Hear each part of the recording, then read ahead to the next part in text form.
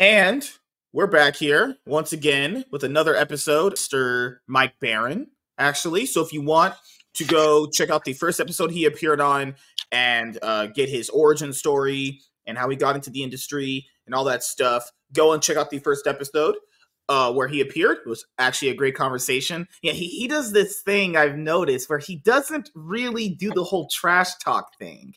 Because I asked him a question about like insurance. A lot of people know insurance is pretty bad for the most part. It's mostly a Ponzi scheme or scammer, if you like to call it. And Michael's like, you know what? You know, some insurances are useful. I was like, Mike, teeter in that line. He likes to teeter that line. I like that actually. And speaking of Punisher, because you actually used to write for Punisher, I'm pretty sure you heard of recently how they canceled the new Punisher series, 4 issues. And the other thing most people didn't bring up.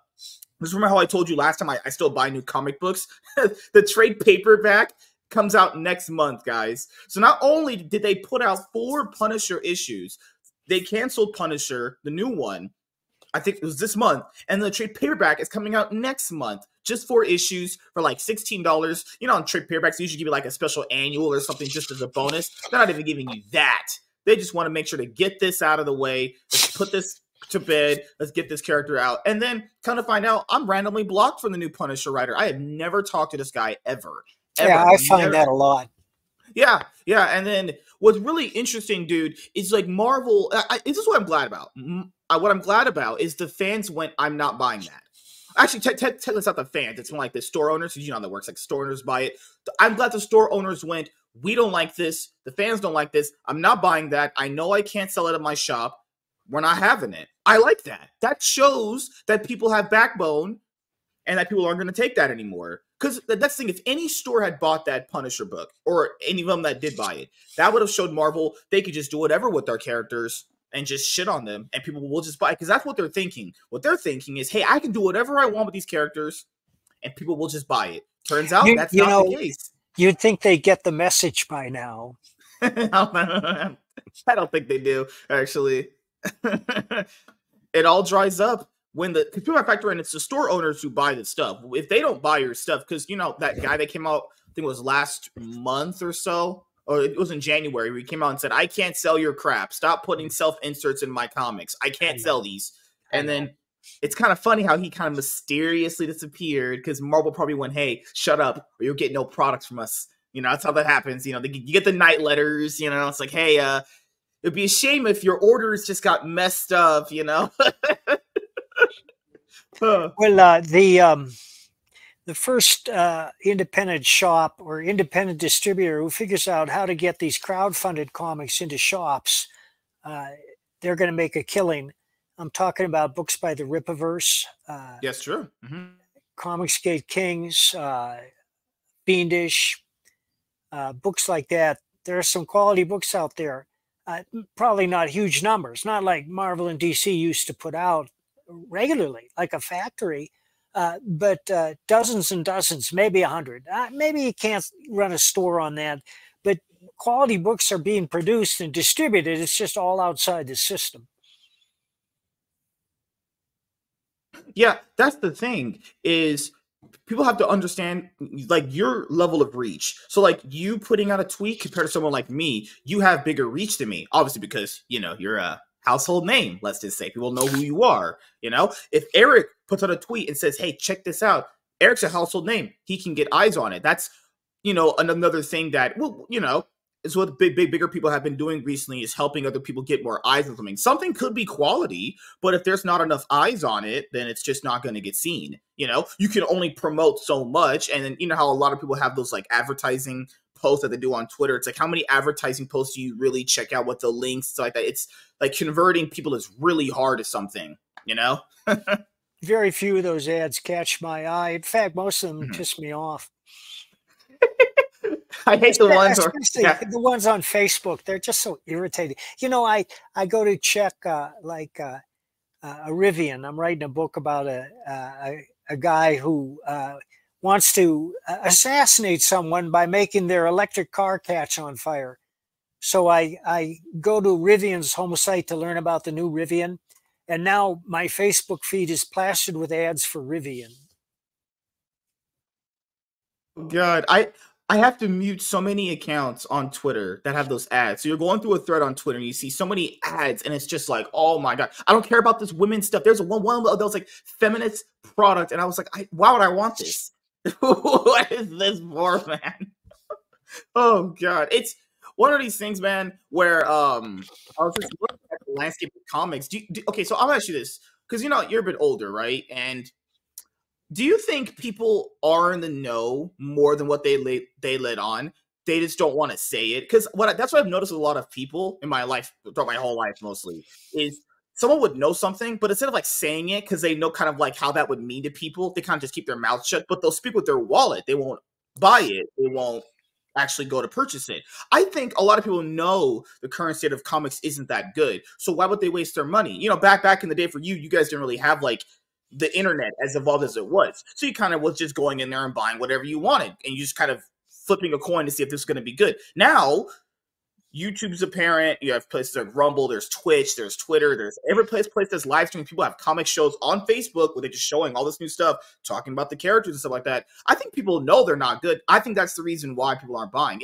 And that's the thing is, how do you convince the audience that X-Men, Spider-Man, Batman, Superman are so diluted and bad to the point where they don't even you don't have to. They can tell at a glance. When you open a comic book and you see the page has got one talking head covered with 500 words in 12 captions, the eyes glaze over because that's not why people read comics. They read comics to be entertained. It's so simple. You and I understand that, but the people that have taken over Marvel and DC no longer understand that. Entertainment is not a factor in their storytelling. It's, as you say, self-insertion, and that's not why people buy comics. But the people who don't say anything and don't buy the comics, they're wise. They don't need to trumpet. They just need to walk away with their dollars. And Marvel and DC should have gotten the message by now because they're circling the drain. Their sales are terrible. I don't see how they can sustain profitability unless these other companies that own them, like Warner Brothers or Disney, is just pumping money in them to have the comics out there as a source for their movies and TV shows, which is where the real money is coming from. But they don't seem to care anymore. And the people that put these comics out are not interested in entertainment. That's the number one problem. And then why would you know how money is tight for some people right now? Why would a parent, let's say you give your grandkids like a $20 allowance. I used to get like 10. That's how poor we were. I used to get $5 some months. Why would your grandkids spend money on that when they could spend like, I don't know, money on your stuff? Or they spend money on $10, like $10 would get you a manga book, right? So or else a video game, because it's never is mentioned, but it's one of the number one causes that comics are tanking is because the fact of the matter is that a $5 comic cannot begin to compare to a good video game in terms of bang for your buck. Also in terms of replayability that video games have is where it really kicks in. Because you buy that comic, that floppy for like $4.99, $5.99. It's like, okay, that's 28 pages. Well, that manga book's got like 5 chapters in it, 160 pages. You really feel like you really got a big, giant piece of the chunk of the story there. A skin that you'll play in a video game. Imagine your grandkids play Fortnite. I play League of Legends. You buy skins now. Skin sales are very, very big. What people call a microtransaction now. For people who are your age and don't know what that is. You go in there, you buy it, you play that skin forever, You know what else I thought was really weird is Marvel just does this really bad, man. I'm pretty sure about the number one issue Marvel has, and that's the pun. Number one, always number ones. They just had a Scarlet Witch series, and I just bought Scarlet Witch and Quicksilver number 1 yesterday. I was like, wait a minute, oh, number 1. Then she just have a 10-inch. They can't. What is with Marvel's obsession with number ones? I get it. It's variant covers. They think they can pump up sales that way because number ones are more valuable. But it's not working because they're not collectible. The reason Yeah. the old number ones are collectible is because they were significant. You had like the first appearance of Spider-Man, and that was pretty entertaining for the day. I mean, but a lot of those books that are collectible because they have great talent attached, and now they don't have great talent attached. I mean, I was I was looking at some of these fucking freaking books, and it's like, oh god, like I don't even think most of the books are woke, as people would say. I've never said that. What I've said is, yeah, there's one or two of them that are probably like that. Most of it's just because I know my guys, Mike likes to be a little nice to people. He isn't just straight up trash talk like I can. But I have to be this. The books are not good. They're not appealing. Okay, so just today, recently came out Black Widow and Hawkeye. Now, you guys probably think Black Widow, is that the Black Widow from the MCU? No, no, no, no. This is a Black Widow that has a symbiote attached to her. That's not, like, what? Like, Black Widow, Hawkeye. Then, next week, they're going to, you know how they made Mary Jane Jackpot? She's going to team up with Black Cat next week in issue #1. Is that something people want to read? Is Black Widow and Mary Jane as a superhero? That's going to start pumping up the sales numbers? Well, Like, it what? would be if they were entertaining. I mean, I love Black Cat. I love me some big old titty white women. But you know, it's like, is that going to be entertaining to people? Like, you look all these Spider-Man stories going on. You know, like you have Superior Spider-Man, Amazing Spider-Man. You have Miles Morales, Spider-Gwen. You have all the Spider-Man adjacent stuff like Venom, Carnage, all that stuff going on. It's like when people think of Spider-Man, like you said earlier, they think of Peter Parker, not Miles Morales. That's the contrary. People on Twitter would like to say. People want to go and read stuff based around Peter Parker. Then, if you go to a Spider-Man story and he's not Peter Parker and he's getting cucked by some woman, or he's letting the villains run over him, I mean, is that really something you want to be entertained by? Like, that's just not interesting. And DC, I'm pretty sure you used to work for them. I think you wrote some stuff for them at some point. They have it even worse. Because you know David Zaslav, he canceled Backer. He was like, that's about to make my company look bad. I want that out of my face. What's to stop him from going in there and being like, hey, this doesn't sell us anything. We need to either restructure the whole thing or you're all fired. Nothing's stopping him. He clearly has shown he will take something away from you if it doesn't make him money. I'm just waiting for the day he does it. I'm just waiting, sitting back and waiting, actually. I have to tell you, I haven't bought a company comic in years. Oh, shoot. What was the last one you think you bought? Well, a couple of years ago, I bought the first issue of Captain America by Ta-Nehisi Coates. Oh, and yeah. Great writer, right? And I bought the new Master of Kung Fu. And neither one contained any entertainment value whatsoever. Oh, God. That thing you talked about earlier, the whole #1 issue with the grading is a big thing for a lot of people. And a lot of the retailers, like the stories that I've been hearing, basically for a lot of you guys who don't know, people aren't buying the books because they're reading the story. They're buying them because they're trying to get a collectible #1 issue they can grade to sell for a lot of money. So not only are the sales numbers inflated because you think like these sales numbers are there for people to buy the books. Well, the people are there to buy the books because they're trying to grade them. So they're not even there reading the stories. It's just, hey, what's the best looking one so I can grade? But this is terrible. This is bad. And you had that comic book summit or pro whatever like a few days ago, and then a lot of these industry guys are like, oh my god, we have no fans because they all I remember one of those statements that was all started dying at work. It was so funny when I heard that. They had this like comic thing with a bunch of these owners that came, and then I think one of the presentators said numbers are down, and that's because the audience started legitimately dying off. They legitimately said the audience died off. I was like, okay, yeah, some of them probably died. People die every day. That's tragic. But your audience didn't die, okay? Your comic books are dead to them. It's flipped. Like people, Mike is still alive. People, he doesn't buy that stuff, you know. Like what make you think all of us just died, Mike? That's the reason why some numbers are down. We all just fucking croaked, and we're all in heaven. We're this simulation right now. Well, I have to say I'm more excited about comics than ever. At least about the comics that I do. I just turned in a script to Rippaverse. It's a thermonuclear bomb. I can't wait for people to read that. And I'm not talking about Goodying, which is coming out in June, although I'm very proud of that. I forgot you're NDA'd, actually, you know? You're like the Saskas, the Andrew. Yeah, hush. Yeah, yeah. Hey, man, if you could I ever, can't say, I can't tell you what's going on in those books, except that dang it. I know how to entertain. Okay, okay. Can you give me a little? Is it a new character that we've not heard about, or is it a Yes, it sequel? is, and one of them is Okay, debuts and Gooding. One of them debuts and Gooding. okay. We And got the then seeds the here. Okay. Saska twins and I have a couple of other surprises up our sleeve. Hmm. Oh gosh.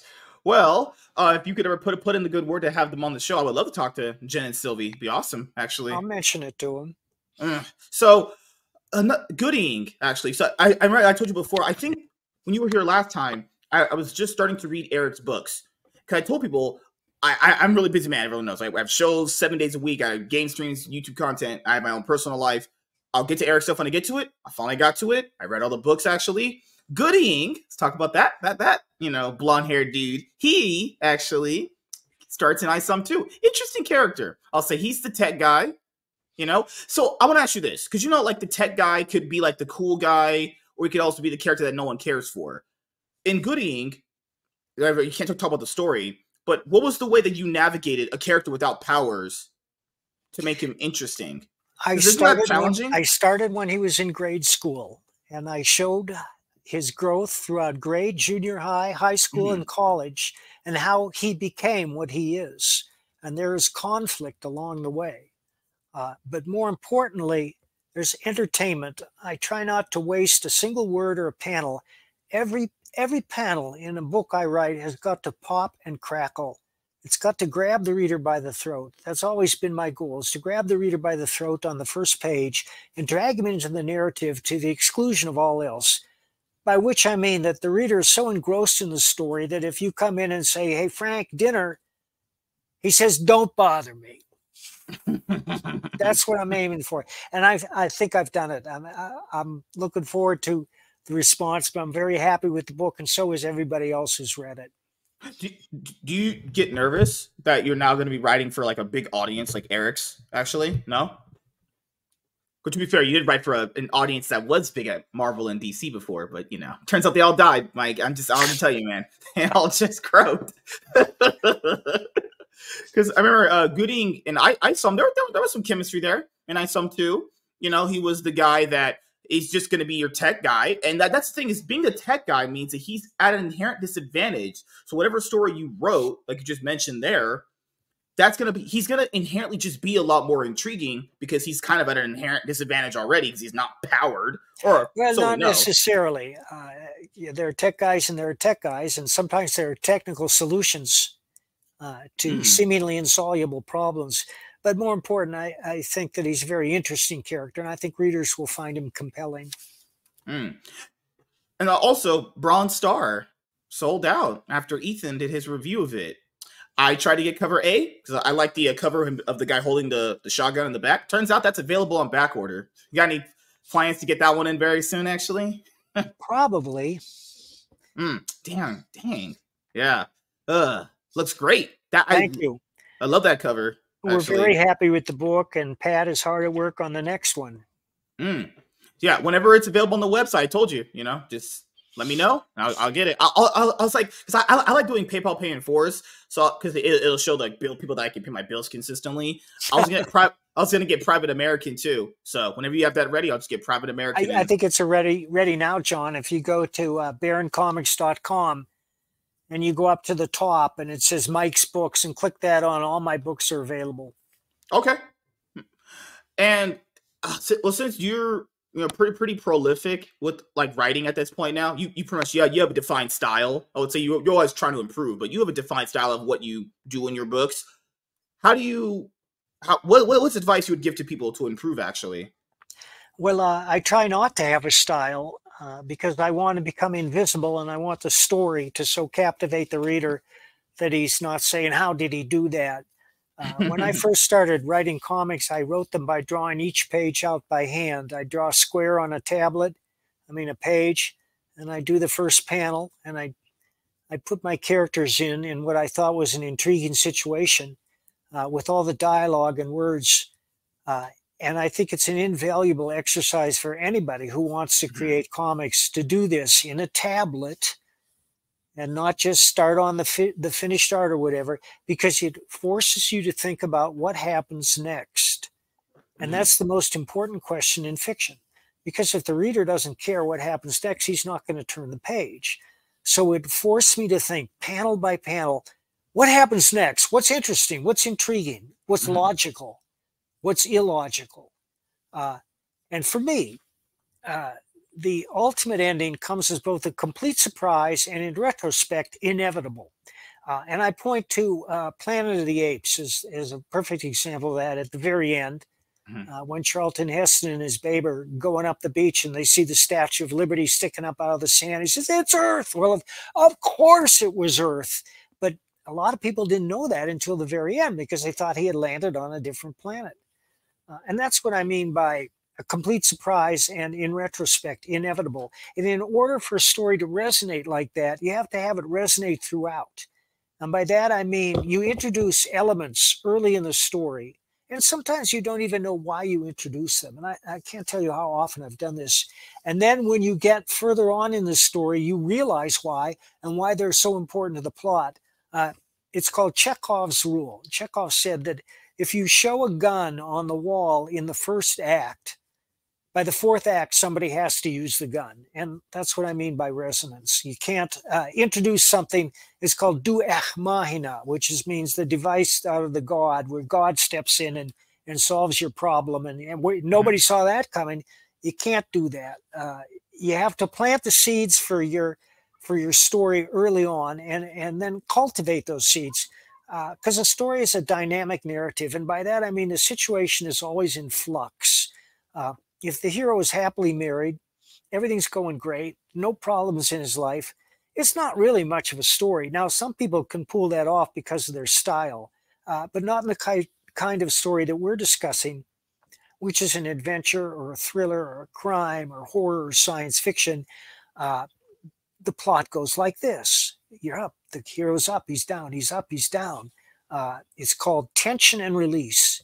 And tension and release is the secret to everything we do in this style of storytelling. You create the tension and then you find the release, but immediately a new problem raises its head. And that's how a story grabs your interest. And then, because this is a thing that people have in relationships. I know you don't have this issue. You've been married for a very long time. After the first initial part of what you said, after you write and you get the person's interest, now after the interest, how do you keep that person's attention for the rest of the story? Because it's easy to get someone's attention, but it's hard to keep their retention of why do they keep reading your stuff. That's the biggest problem. Is that's you watch TV for a long time. You'll watch like season 1 be really good. You'll watch season 2, but by the time it gets to season 3 and 4, you're like, I'm just not as interested in this anymore. It's not Well, that it'd be there bad. are exceptions to that rule. Sure. Breaking Oh yeah. Bad comes to mind, and Yeah. Yellowstone for another. Yeah. But the trick is you got to make every part of the story interesting. Mhm. Right now, I'm in season 2 of The Last Kingdom on Netflix, and I got to tell you, I can't wait to watch that show. It's brilliant. It just highlights everything that I value in a drama, and anybody who watches it is going to be hooked. And one of the secrets is good writing. How do you hook a reader's interest? There are an infinite number of ways, but I'm just going to name 3. One is you create a compelling character who's so fascinating that people are going to be interested in anything he does. Sherlock Holmes. Number 2 is you create a situation that is so interesting that people are going to tune in because they just want to see what happens under such circumstances. And I'm thinking of Jurassic Park. Number 3 is you create a seductive narrative voice, which is harder to do in comics than it is in straight prose, but you can do it. And one of the ways you do that is by when you have your character talking, and it could be trivial, it could be monumental, but you make the language fresh and you make the character interesting. You know how some people talk and you just hang on their every word because it's so interesting. Uh, and that's what I try to do. And one thing is avoiding cliche. There are certain phrases that come easily to mind, and you should avoid them. And of course, the first one that comes to mind is, "I don't think we're in Kansas anymore." You must never use that because it's the most hackneyed phrase in comics. So you come up with a new way of saying things, and that's why you got to keep your ears open. Mhm. for demotic speech, and that's the way people actually talk. And one of the things that I noticed over the years is people, when they meant to say "I'm going to," they ended up saying "omna." So I started using that in my writing, and people noticed, and it was fresh. And they say, "Yeah, this is interesting. That's actually the way people talk. I'm going to Yeah. go into town. Yeah. OMMINA. I'm going to Yeah. go into Yeah. town." Yeah. And that's the thing is you have different stylized books to give you those layer of genres to go through. Because I think the reason why people get stuck in like writing habits because they like just write for one genre, which is interesting, is because the actual most popular genre in terms of like novels right now currently has been romance. Like it's ridiculous. There's Romance novels will never die. That's the thing is your wife's always gonna read about the giant hunk guy, saving the young lady. That's just how it is for women. They love it. But it also shows that people do want love. It's just whatever people consider love now is pretty bad. Let's just say that. Well, one woman's action and romance is another woman's violence and sex. Oh God, and and that would translate to OnlyFans nowadays. Actually, if they want violence. oh, oh my goodness. So, coming up next, you have Florida Man, don't you? It's out. Oh, Florida Man 2 is out? Yeah. Are you going to be doing a third book, given the response to that one potentially coming up? I hope so, because I have a terrific story for it. Just terrific. But I have so much in the pipeline right now that another Florida Man book is probably at least 18 months down the road. Okay. Goodness gracious. I know you've had some run-ins with good old Mark Waid, and he had doubled down on some comments he made I think it was a few months back or earlier last year for the end of it. Yeah, it's great. The year is almost over. It's coming Christmas, and good old Mark Waid's talking about he'd rather see the industry burn than work with someone who thinks differently than him. Yeah. Great way to end off my year, and then he just double downs on it recently. And people have like articles, whatever, and they link the video. I went to the video and I heard what he was saying, and I'm like, this is just nonsense. This is just so bad. But the one thing that he mentioned that I'll bring up here, which is really ridiculous, is that he mentioned the fact that Marvel tried to do a bunch of different things with their character, and they didn't work. And then the market corrected itself. I'm pretty sure people heard what he said. So that would prove that the audience, he just said there, has more sway than what you guys know.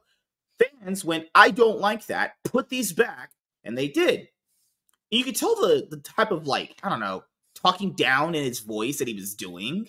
Or it's like, in essence, maybe he wanted that to happen. It's crazy how much these guys don't like what came before. It's like they legitimately hate white people. Like they're actually just the racist ones themselves, But he mentioned, Marvel and DC tried to put stuff out with their characters, and it just didn't work, which is good. The audience gets to decide what they want to read, not you.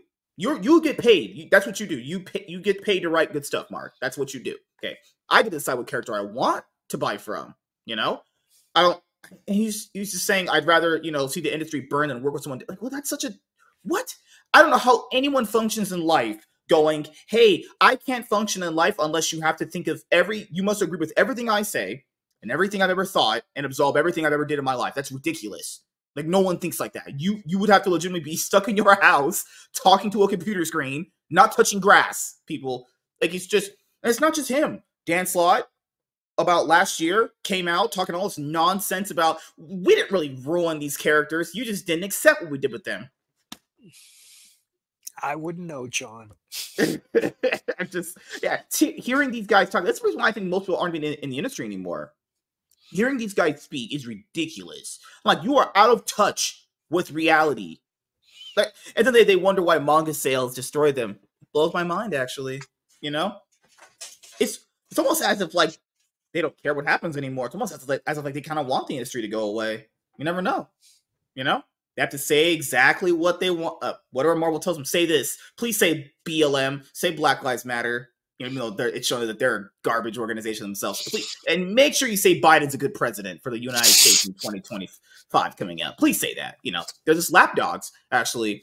What a lot of people won't know, dude, is the reason why someone like you and a lot of other people won't work for Marvel and DC. It's not because probably you even really don't want to. you know, the amount of clout you get that from there is great. That's the thing. You make more money doing your own thing. Yeah, the production costs are going to cost a lot, but you make money doing your own thing. You can tell the stories you want. Why would anybody work for them at that point? You can make more money doing your own thing. You can have any stories you want, as long as you can have the audience there to support you. You need them. Why? You know? Well, I often have people ask me, $25 for a comic book. Isn't that a lot? And I say, well, it's not a lot if the story is gripping and memorable and you can't forget it and you're going to read it over and over again. And that's what I try to do with my stories, is I try to make each story grab you by the throat and drag you into the narrative to the exclusion of all else. And I think I know how to do that. And that's why my books are so popular. Yeah, because I know I've seen you get those comments before. It's like, man, this book costs a lot of money. And it's like, guys, $20 or 20, I think it would be like 32-ish with tax, I think. Well, also, I mean, when you look at this art, this is the greatest work of Pat Broderick's career. It's mind-blowing. It's mind-blowing. Yeah. And what's remarkable is Pat is 70 years old, and most artists don't grow like this. They don't grow like this. Yeah. But Pat, and one of the reasons is when I first approached Pat, I said, Pat, what do you want to draw? And he said, I want to draw supernatural Western. And that's where the impetus for this book came. So it was a genre that he had not worked in before, that he really wanted to, that he knows, that he loves. And so he drew it, and he drew it in such a way that he doesn't just draw the characters up front. He draws the mid-range, and he draws what's on the horizon, the mountains too. Let me see if I have a copy of the black and white down here. No, I don't. But you know, we did put out a giant-sized black and white version. This is Thin Blue Line, and it's remarkable too. But Pat's work really deserves the giant black and white treatment because it's just exquisite. You can study his line forever. That's crazy how a guy at 70 years old like him can draw like that. Because, you know, as you guys, everyone know, you get older, your hands don't work the same way. Arthritis could happen when you draw consistently. I'm pretty sure his stuff's all done by hand. He's not using like a digital pad or anything. So, no. Good God, man.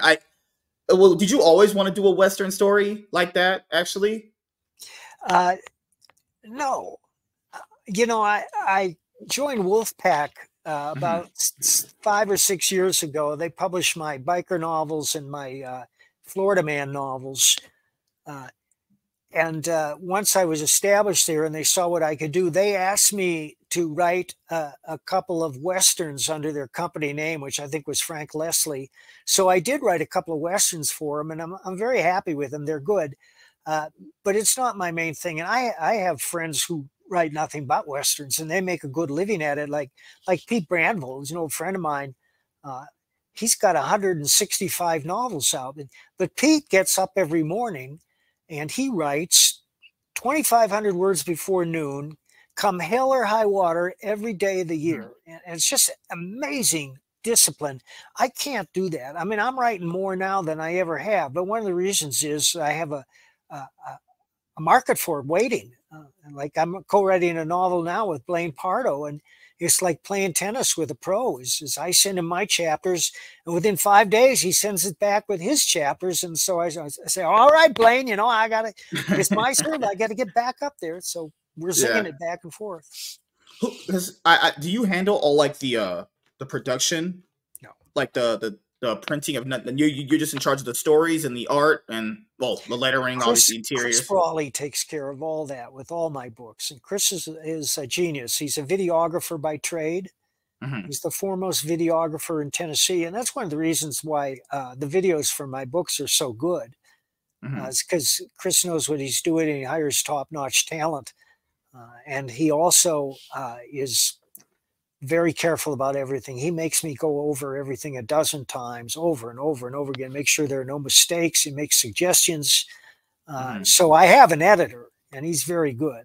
Do you think it's good to have that relationship with your editor to the point where you guys are on the same page? Because Yeah, because the thing is, there's some stories there that a lot of people have told me throughout doing all these shows. Is sometimes the editor can be a little mean or not impactful enough to a point where they're not pushing. Like you to. I think maybe it's the whole Michael Jordan thing. People hate on him now for it, but to get the best out of someone, you have to kind of push them. I grew up. I played tennis in high school, and I thought a coach was being a dick to us when we couldn't get things right. And I learned over the years, sometimes you got to be a little mean to get the way out of someone, because some people are very just, casually nonchalant about things, or they'll think that, oh, just because I did it, people are just going to like it. That's the thing with a lot of like artists and writers, anyone in the space, they're thinking like, just because they're doing it, it's going to respond very well. And it's like, no, you're just taking a shot in the dark. It is literally a coin flip, actually. Well, that's two sides. It's literally, like, I would say it's literally just a shot in the dark at that point. All you can do is just put out your best foot forward and hope it responds with an audience of whatever size very well, Well, I think every writer writes to please himself first, and he should. Yeah. But only if his tastes are the kind of tastes that other people will enjoy. I mean, some writers are so idiosyncratic that they never find an audience, or others are just unlucky. But if you're working in a commercial genre, and I am, and for instance, hard-boiled crime, like my biker novels, that's probably the most crowded genre in publishing today. So I have ferocious competition. I just turned in my 10th biker novel. It co-stars Chuck Dixon's Levon Cade. And I'm very gratified with the response that I get critically. I could sell some more books, but we could all sell some more books. That's the thing is, have you ever, you've been to cons recently? MegaCon actually was very big. Eric mentioned in his video, you had a very huge line. So what was one of the best experiences you had recently from MegaCon 2024? Well, meeting Eric for starters, and the Soska twins. I'd never met them before. Yeah, it was all through video call. Yeah. And I wish that we had had more time there. We didn't even get to go out to dinner. I was there. And no way, really? Yeah, I was so slammed the whole time. And then by the end of the day, I was so exhausted. I just went back to the hotel and went to sleep. And then my plane took off at like 8 o'clock in the morning. I had to get up and go. But I think that we're going to have a little more time in Dallas in June. But I also hooked up with my friend Harold German, who does Calico. It's Punisher for animals. It's an animal adventure guy, and Harold's an interesting guy, and he's been a great help to me, and I've been a great help to him. And looks like we're hitting all the same conventions this year. I'm going to Indianapolis in a couple of weeks, and he'll be there. I saw Jim Shooter, my old pal Jim Shooter, and a couple other guys, Mike Zeck and Renee Witterstatter, who's Mike's agent, and now she's my agent too. Great minds think alike. I like that. Connections. That's how you get them. You're like, hey, I'll have your people talk to my people. See how it goes. That would be a cliche that you said not to do in your story. People don't use those. If you say that, people will be like, this guy's a crackhead, actually. Well, I actually think that's a very funny comment. And there's a song of that. Well, Let's Do Funk. It's called Let's Do Funk. And it's by a Tower Power spinoff band. And the name of the song is Let's Do Funk. And one of the lines is, have your people talk to my people. Let's do funk. And I can't recommend it too highly. It's called the Strokeland Super Band, because they're all from Oakland. Strokeland Super Band. But do you listen to Tower Power? No. Oh, man, they are the greatest band that ever lived. And, they've been on the road for 55 years. And they just give it their all every time. If you get YouTube, there's like 2 weeks of Tower Power on YouTube. Good just Lord. Take a look at them sometime. It's an 11-man soul band from Oakland. And their integrity is just everything they do is great. There's no filler. That's what I wanted to ask you, because early on I had Dr. Gonzo on. We were talking about music because he's a drummer. He's been drumming since like 70s or whatever. Who? What's his name? Dr. Gonzo. Yeah. So he was mentioning, we were talking about music, and music, I don't know, music feels very disposable now. Back when I was... You're right, yeah. But it's not all music. It's only the music that the machine is feeding us. Every year I say it, and every year it's true. This has been one of the greatest years for Mhm. rock and pop in history, but you would never know it reading the so-called music press or watching the Mhm. rebarbative award shows, because that's big machinery music. Taylor Right, Swift, right. God bless her. I can't feature a single Taylor Swift song, but there's great music out there and it's being made every day. You just have to know where to look. Yeah, it's one of those things where I hate when people go, "Oh yeah, I'll just turn. It's just music. It's just." God, when I was a kid, I had a CD player. I had to freaking go to Walmart and get CDs to listen to music. And it's like when a new song dropped or you found a way to listen to music, it just felt so special. And now, like I said before, you have to go out and search for it. And when you get those good songs, I've heard some new songs that are actually bangers. Actually, I would have never heard of them if I didn't actually go and search for them. It's tough because what's a song that because I ask everyone this: what's a song that you could turn on right now at any point and just have a smile on your face, even when you're feeling sad? SOS song. Uh, it's a long way to the top. Mm. And John, you should take a listen to that when we get off this. SOS band, the SOS band, it's a long way to the top. You'll Mm. be hooked in the first 10 seconds. Gosh, my work they play a killer oldie song sometimes, and I remember God when I was a kid, I think I was watching this like TV station. Maybe it was Channel Two.